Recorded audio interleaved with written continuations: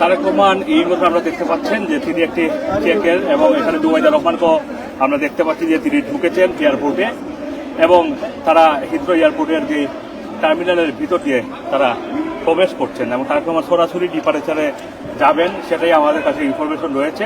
গণমাধ্যম কর্মীরা তাকে এখনও ফলো করছে, তবে হিথ্রো সিকিউরিটি থেকে বারবারই কনসার্ন জানানো হচ্ছে যে এইভাবে আসলে ঘিরে ধরে না ধরার জন্য এবং তারা খুবই বিরক্ত হয়েছেন গণমাধ্যম। আমি দেখতে পাচ্ছি যে অনেকটাই বিরক্তি তার চেহারার মধ্যে।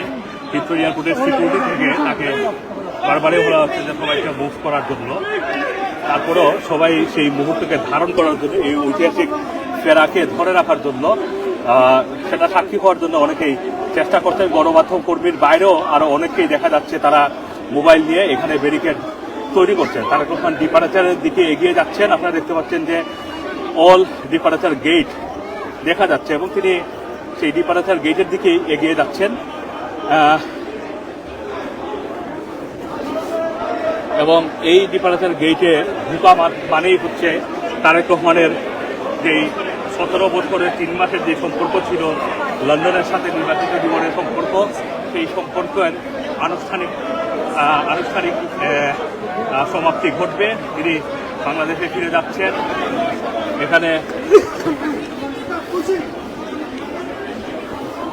আমরা যদি দেখি যে জুবাইদা রহমান, তিনি তাকে আপনারা দেখতে পাচ্ছেন জুবাইদা রহমানকে। ইতিমধ্যে তারেক রহমান, জুবাইদা রহমান তারা ডিপারেচার গেট দিয়ে তারা কিন্তু ঢুকে পড়েছেন। সুতরাং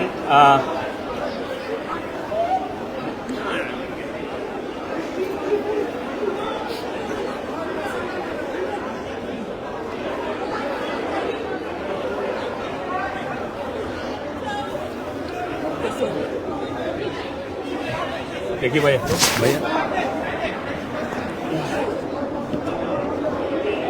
দেখছেন যে তারেক রহমান ডিপারেচার গেটে দিয়ে ঢুকে পড়েছেন এবং এই ঢুকার মধ্য দিয়েই তার আনুষ্ঠানিকভাবে বাংলাদেশে ফেরার যে যাত্রা সেটা শুরু হলো।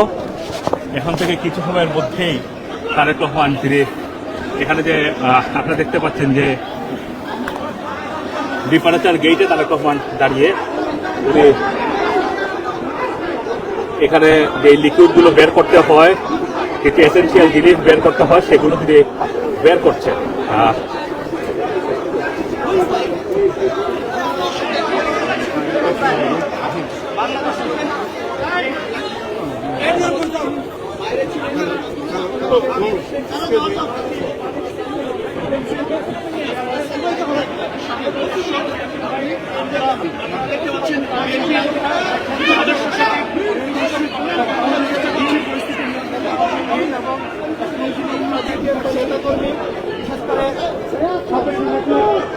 তারেক রহমান ঢুকে গেলেন ভিতরে।